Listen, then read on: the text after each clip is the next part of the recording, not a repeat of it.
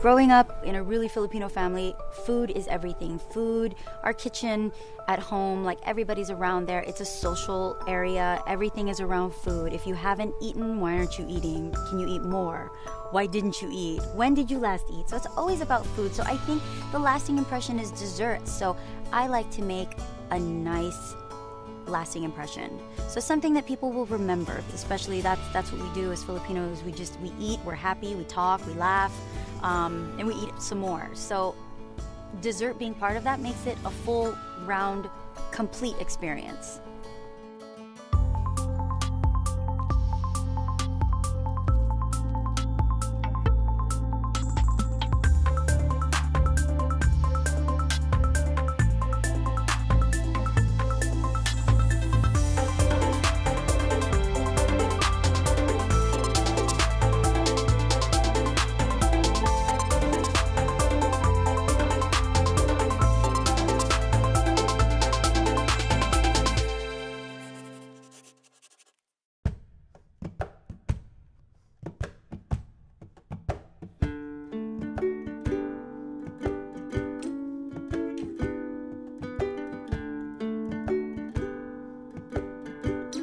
I think the fondest memory of food, like during my childhood, is basically when we're all cooking together as a family.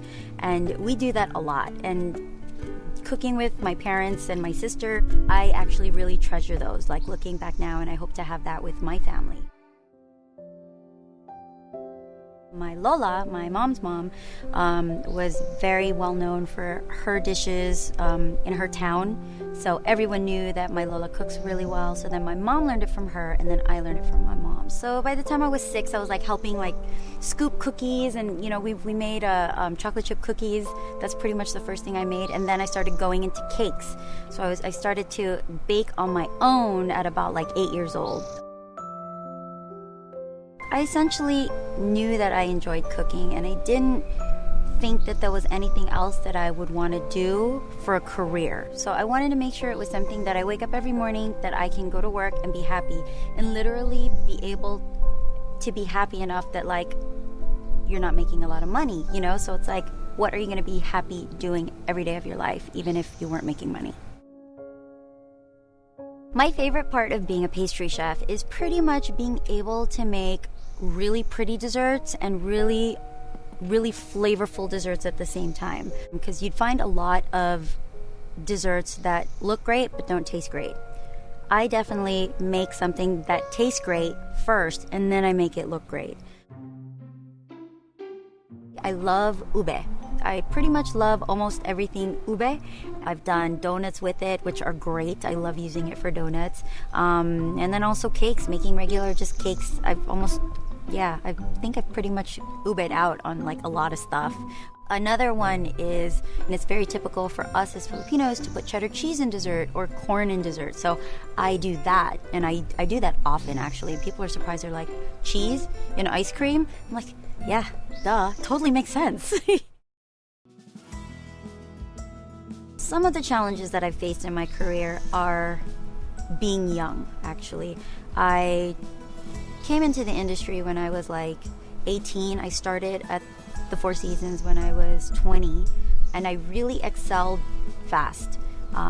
So I was like 22, 23, just raring to go and saying like, I want to be a sous chef. I want to do this. And I was ready. I was able to run a successful pastry shop, but a few people were like, no, you're a little too young, you've got to maybe get some more experience and this and that. And so I said okay, but then I kept hearing it like even a few months after, and I'm just like, but I can run circles around most of the people in the kitchen. So it was always interesting to hear that, and I try not to think the same way either, because experience can be one thing as well as age can be another. The way I overcome it was I just worked harder. I worked faster, and I think that's really what got me to excel faster. I didn't really let other things outside of work affect what I did at work. And you do your job the best you can, the fastest you can, better than anybody else and faster than anybody else. So that was always my goal.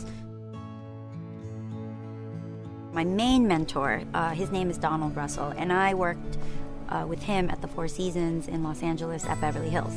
I learned so much from him. I ended up staying for 5 years, and he kind of put that in me that you should be well-rounded and you should be able to make everything in pastry, you know, from breads to chocolate to sugar to plated desserts to wedding cakes, and it's all important. Another mentor is Ewald Notter. He is basically the pioneer for showpiece, for edible chocolate showpieces and sugar showpieces. He came from Switzerland. What I learned from him is basically hard work and do the job right and stay focused and just get it done. The driving force that pushes me in my career is knowing that I've been blessed with a talent.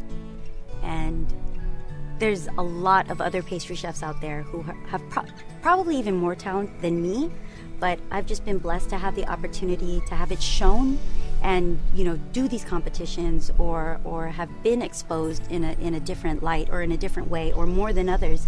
Basically, I want to be able to give back. So I want to be able to touch people with my talent and be able to show what God has given me.